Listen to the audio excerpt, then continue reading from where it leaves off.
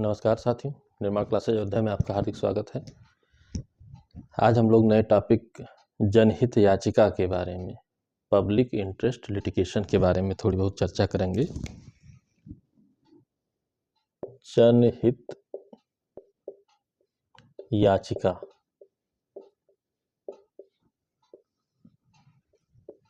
Public interest litigation, ठीक, इसके बारे में चर्चा करेंगे। क्या है जनहित याचिका, कहाँ से इसकी अवधारणा आई, क्या इसका स्कोप है, ठीक है, सारी चीज़ों की हम लोग चर्चा करेंगे क्योंकि यह एक क्वेश्चन के हिसाब से तो बहुत इंपॉर्टेंट मैटर है ही है, साथ ही साथ सामान्य जीवन में भी इसकी उपयोगिता बहुत ज़्यादा है। तो इसके बारे में जानकारी रहने पर हम आप अपने अधिकारों के प्रति और जागरूक हो जाते हैं, अधिकारों के प्रवर्तन के लिए और ज़्यादा हमें कॉन्फिडेंस आ जाता है। हर एक चीज़ के लिए टॉपिक आपका बहुत ही ज़रूरी है।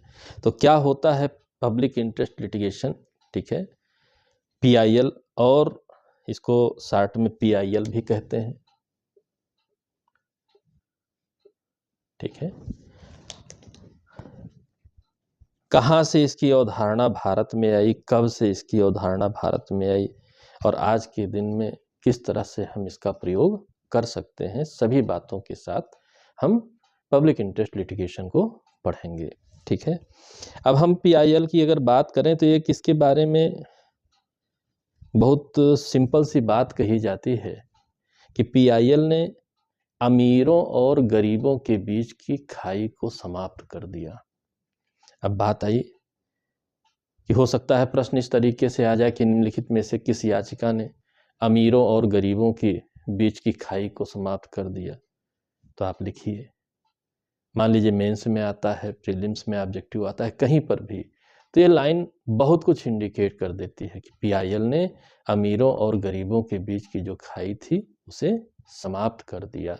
और किस प्रकार समाप्त किया, तो हम जब अपने संविधान पर निगाह डालते हैं तो हम भाग 3, भाग 4 का जब अध्ययन करते हैं तो भाग 3 में फंडामेंटल राइट्स और भाग 4 में राज्य के कर्तव्यों के बारे में, DPSP के बारे में चर्चा है। तो फंडामेंटल राइट्स तो हमको दिए गए, हमको हमारे संरक्षित कर दिए गए संविधान के द्वारा, लेकिन जब DPSP की बात करें तो DPSP में एक बात लिखी हुई है कि राज्य का कर्तव्य है कि सभी व्यक्तियों को सामाजिक, राजनीतिक और आर्थिक न्याय प्रदान करे। तो कहीं ना कहीं राज्य का कर्तव्य है हमें न्याय प्रदान करे और हमारा मूल अधिकार भी है कि हमें न्याय प्राप्त हो। लेकिन कई बार ऐसे कारण आते हैं कि हम न्यायालय तक जाने में अक्षम हो जाते हैं, अक्षम होते हैं, हम न्यायालय तक अपनी पहुंच नहीं बना पाते हैं, जिसकी वजह से न्याय से हम वंचित रह जाते हैं।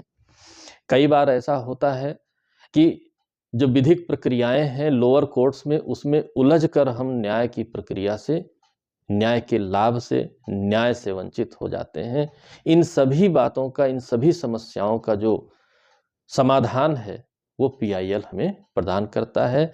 और PIL की जो हमें सुविधा दी गई है या आज की डेट में जो सुविधा प्राप्त है वो हमारे, ठीक है, अगर बात करें आर्टिकल 32 यानी कि सुप्रीम कोर्ट और आर्टिकल 226 यानी कि हाई कोर्ट्स, यहाँ जाने की सीधी सुविधा है। जनहित याचिका के माध्यम से हम यहाँ पर अनुच्छेद 32 के तहत सुप्रीम कोर्ट में, अनुच्छेद 226 के तहत हाई कोर्ट्स में जाने की सीधी हमें सुविधा मिली हुई है PIL के जरिए, ठीक है। अब यहाँ पर जैसा कि नाम दृष्टिगोचर हो रहा है जनहित याचिका, यानी कि ऐसे विषय जिनमें जनहित समाहित हो, ठीक है, ऐसे विषय जो पब्लिक इंटरेस्ट के हों, लोगों के भलाई के लिए हों, ठीक है, उस मामले में हाई कोर्ट, सुप्रीम कोर्ट का निर्णय आने पर उस सब्जेक्ट मैटर पर बहुत भले ही आप व्यक्तिगत के लिए गए हैं, लेकिन वो ऐसा माइलस्टोन हो जाए कि बहुत से लोगों की भलाई हो। ऐसे जैसे कि ठीक है, प्रदूषण से आपको व्यक्तिगत भी दिक्कत है, लेकिन अगर प्रदूषण पर कोई सुप्रीम कोर्ट, हाई कोर्ट का निर्णय आता है तो पूरे देश समाज को उसका लाभ मिलता है। जैसे कि न्यूनतम मजदूरी, ठीक है, न्यूनतम मजदूरी, ठीक, जैसे कि सुरक्षा, विशेष तौर पर महिलाओं की सुरक्षा, महिला सुरक्षा पर, सड़क सुरक्षा पर, ठीक है, हर जगह पर ऐसे हमारे व्यक्तिगत अधिकार होते हैं जो सार्वजनिक रूप में हमें प्राप्त होते हैं, और उस तरीके के अधिकार सभी को होते हैं। उनके संबंध में ये PIL हमें सुविधा देती है कि हम न्याय मांग सकें। और न्याय यानी कि कैसा न्याय, इन सब आदि के संबंध में, ठीक है, न्याय की अगर हम बात करें तो शीघ्र होना चाहिए। शीघ्र न्याय भी न्याय की बहुत अनिवार्य आवश्यकता है, ठीक है। शीघ्र विचारण हुस्नारा खातून का भी हम लोग वाद पढ़ेंगे, ठीक है। शीघ्र होना चाहिए, फेयर होना चाहिए, फास्ट होना चाहिए, ठीक है, हर तरीके से, ठीक है, रीजनेबल होना चाहिए। जब तक ये कैटेगरीज नहीं पूरी होंगी तो हमें न्याय भी नहीं प्राप्त होगा। तो कहीं ना कहीं देखा जाए तो हमें न्याय प्राप्त हो, यह भी एक जनहित का विषय है। जल्द से जल्द न्याय प्राप्त हो, यह भी एक जनहित का ही विषय है। तो अब आप इसी से अंदाजा लगाइए कि जनहित का दायरा कितना व्यापक दायरा है, ठीक है। अगर हम बात करें तो पहले क्या था, अब देखिए पहले का मत क्या था। पहले का मत यह था कि न्याय मांगने वही आ सकता है जिसके अधिकार का हनन हुआ हो, यानी कि व्यक्तिगतवाद के रूप में आप आ सकते थे, जनहितवाद के रूप में आप नहीं आ सकते थे। यानी कि पर्सनल ही न्याय मिलता था, पब्लिक न्याय नहीं मिलता था, ठीक। ये वर्ल्ड वाइड अवधारणा थी, लेकिन सर्वप्रथम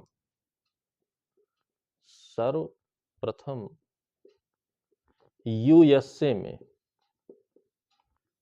ठीक है, USA में इस PIL की अवधारणा का उदय होता है, ठीक। 18वीं शताब्दी में PIL की अवधारणा का उदय होता है, ठीक है, 18th सेंचुरी में, ठीक है, USA में। फिर भारत की क्या स्थिति है? भारत के संविधान में PIL की कोई अवधारणा नहीं दी गई है, लेकिन हमारे माननीय सुप्रीम कोर्ट के माननीय कुछ महान जजों ने एक नया सूत्रपात यहाँ पर किया PIL की अवधारणा का, और वो आज बहुत ही मजबूत स्थिति में है, जिसमें 2 लोगों का नाम आता है भारत में, जस्टिस कृष्णा अय्यर और जस्टिस PN भगवती। ये 2 नाम आपको PIL के इतिहास में याद रखना चाहिए, justice Krishna Iyer, justice PN Bhagwati. अब ये लोग कोई सेमिनार में व्याख्यान नहीं दिए हैं, बल्कि अपने निर्णयों के माध्यम से क्या करते हुए, ठीक है, एक और अवधारणा की चर्चा होती है, न्यायिक सक्रियता, जुडिशियल एक्टिविज्म, ठीक है। न्यायिक सक्रियता एक अलग विषय है, स्पेशली अलग से भी पढ़ सकते हैं, लेकिन यहाँ बिना जाने हम PIL को नहीं समझ पाएंगे। हमारा पारंपरिक मत था, न्याय व्यवस्था थी कि जिसके अधिकार का हनन हुआ है वही उपचार मांगने आ सकता है। बहुत बार बहुत सी कमियां विधि में होती हैं, जिसकी वजह से लोगों के साथ अन्याय होता है। अब जैसे विधि बनाने का काम विधायिका का है, और कोई ऐसी कमी जिससे बहुत से लोगों के इंटरेस्ट को नुकसान हो रहा है, उस पर सरकार विधि नहीं बना रही है, और हमें लगता है कि नहीं, इस पर विधि होनी चाहिए, हमारा अधिकार है, हमें यह प्राप्त होना चाहिए। आर्टिकल 14 के जरिए, आर्टिकल 19 के जरिए, आर्टिकल 21 के जरिए हमें जीवन जीने का अधिकार है, हमें अधिकार प्राप्त होना चाहिए। लेकिन पॉल्यूशन पर मान लीजिए विधि नहीं बना रही है गवर्नमेंट, क्या करेंगे आप? न्यायालय से आश्रय लेंगे, न्यायालय में न्याय मांगने जाएंगे। अब न्यायालय जब अपने क्षेत्र से आगे बढ़ेगा और देखेगा कि नहीं, विधि बनाना तो विधायिका का काम है, लेकिन विधायिका अपने कर्तव्यों के निर्वहन में कमी कर रही है, और संबंधित मामले में कोई ना कोई ऐसी लीडिंग विधि होनी चाहिए जिससे लोगों को न्याय सुनिश्चित हो सके। इसी सोच के साथ न्यायिक सक्रियता अपनाते हुए कि उन मामलों में जहां विधियां खामोश हैं, विधि के जरिए हमें उपचार नहीं प्राप्त हो रहा है, न्यायिक सक्रियता अपनाते हुए माननीय सुप्रीम कोर्ट ने तमाम मामलों में हमको उपचार प्रदान किए, और वो उपचार हमें इस प्रकार मिले कि पूरे पब्लिक का इंटरेस्ट, जिसका भी उसमें संबंधित इंटरेस्ट हो, सभी को उसका लाभ मिल सके। उस रूप में पीआईएल का जन्म हुआ, उस रूप में पीआईएल का जन्म हुआ, और आज हम लोग पीआईएल के रूप में एक टॉपिक पढ़ रहे हैं।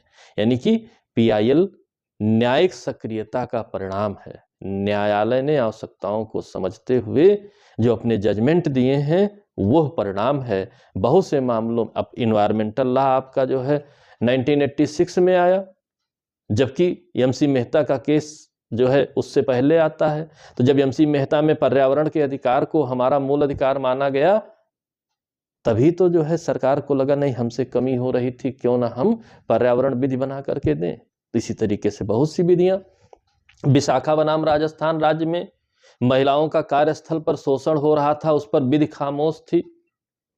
न्यायालय ने न्यायिक सक्रियता दिखाते हुए महिलाओं की सुरक्षा के लिए गाइडलाइन जारी किया। तब सरकार को लगा, तब विधायिका को लगा नहीं, इस पर विधि होनी चाहिए। तो कार्यस्थल पर यौन उत्पीड़न से सुरक्षा के लिए महिलाओं की 1996 में एक्ट आता है। तो न्यायालय ने ही तो मार्गदर्शन किया, किसके माध्यम से? पीआईएल के माध्यम से।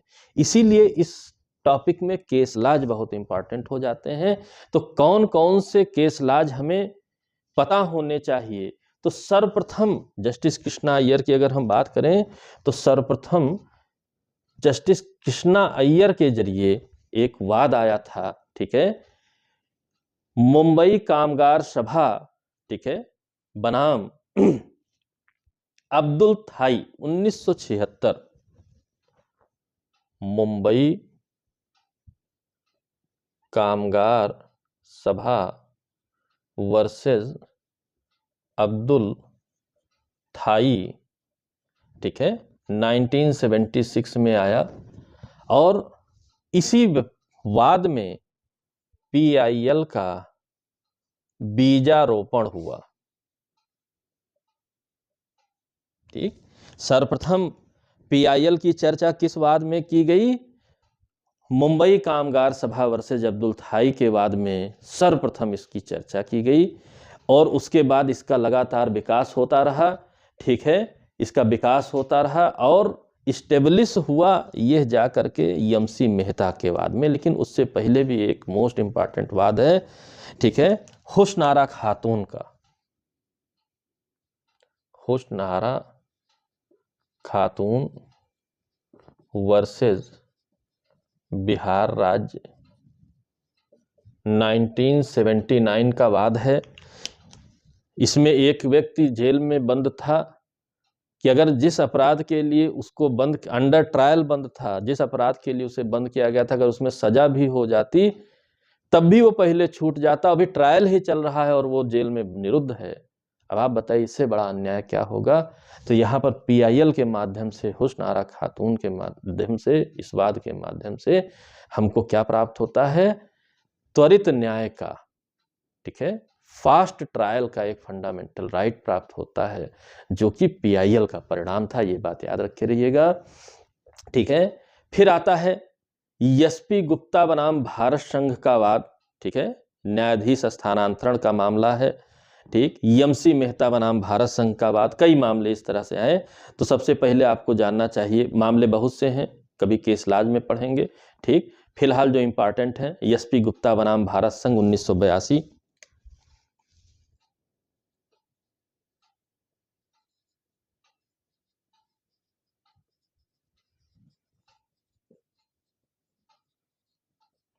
एसपी गुप्ता बनाम भारत संघ, न्यायाधीश स्थानांतरण का मामला है, 1982 में पीआईएल आया, ठीक है। और यहीं पर जस्टिस पीएन भगवती ने कुछ कहा था, लंबा चौड़ा है, ठीक है, मैं पढ़ दे रहा हूं, लिखना पूरा संभव नहीं है, आप चाहिएगा तो वीडियो दोबारा देख करके लिख भी सकते हैं।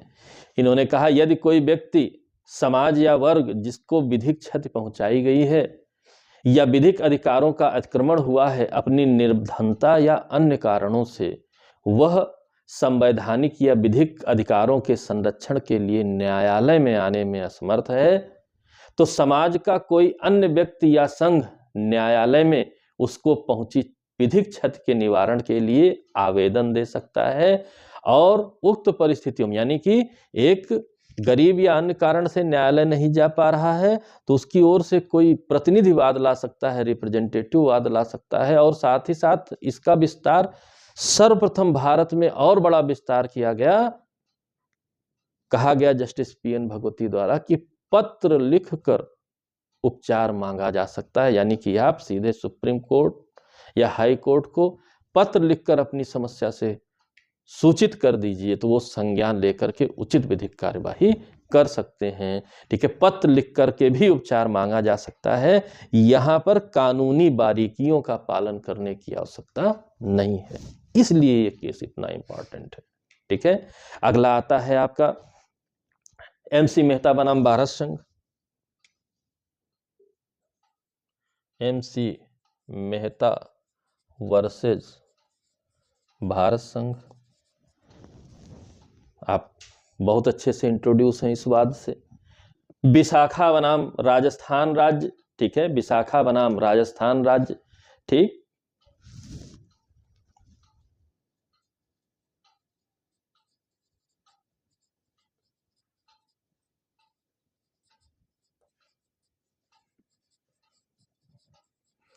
उन्नीस सौ 95 में आया।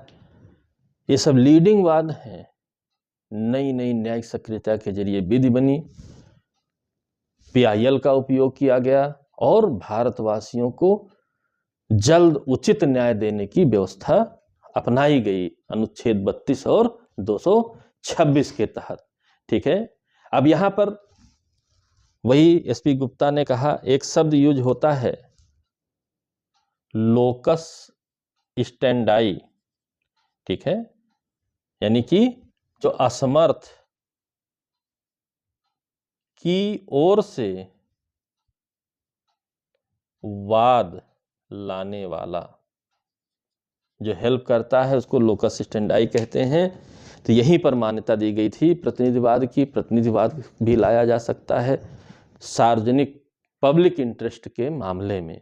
इस तरह से बहुत से केस आए आपके, रुदल शाह बनाम भीम सिंह, बंधुआ मुक्ति मोर्चा बनाम भारत संघ, डीएस नकारा बनाम भारत संघ, ठीक है, पीयूसीएल वर्सेस भारत संघ, अखिल भारतीय रेलवे शोषित कर्मचारी संघ वर्सेस भारत संघ, ठीक है। इस तरह से पूरी लाइन लगी हुई है वादों की कि ऐसा नहीं होना चाहिए कि न्याय के बिना कोई व्यक्ति रह जाए, वंचित रह जाए, और उसकी पूर्ति के लिए हम पीआईएल की अवधारणा को आज पूर्णतया, आज भी कहीं डिफाइंड नहीं है, जरिए सुप्रीम कोर्ट और सुप्रीम कोर्ट के निर्णयों के जरिए ही हमको ये पता चलता है कि पूर्णतया हम न्याय की छतरी के नीचे आ चुके हैं। अब हमें हर कीमत पर न्याय मिलेगा। केस लाज भी जाने रहिए, कॉन्सेप्ट भी जाने रहिए, ताकि कभी ऐसी आवश्यकता ना पड़े तो अच्छा है, और पड़ता है तो उपयोग भी कर सकिए। इसी क्रम में आया आपका मुरली एस देवरा बनाम भारत संघ 2003 का बाद। इसमें भी सार्वजनिक स्थानों पर धूम्रपान निषेध किया गया, तब सरकार ने किया, ठीक है। तो ये पीआईएल के जरिए, भाई मैं सिगरेट नहीं पीता हूँ, दूसरा पी करके हमारा भी फेफड़ा खराब कर रहा है। सुप्रीम कोर्ट ने कहा बिल्कुल सही बात, किसी को अधिकार नहीं है सार्वजनिक स्थान पर धूम्रपान करने का। तो इस तरीके से हजारों वाद हैं। कुछ वादों की हम लोगों ने चर्चा की जो प्रश्न के दृष्टिकोण से मोस्ट इम्पॉर्टेंट है। आशा करता हूँ वीडियो अच्छी लगी होगी। कोई अगर प्रश्न है तो आप पूछ सकते हैं, कोई समस्या नहीं है। वीडियो अच्छी लगी हो तो लाइक करें, शेयर करें, चैनल को सब्सक्राइब ना किया हो तो सब्सक्राइब करें। मिलते हैं अगले वीडियो में किसी नए टॉपिक के साथ। तब तक के लिए जय हिंद, जय भारत, धन्यवाद।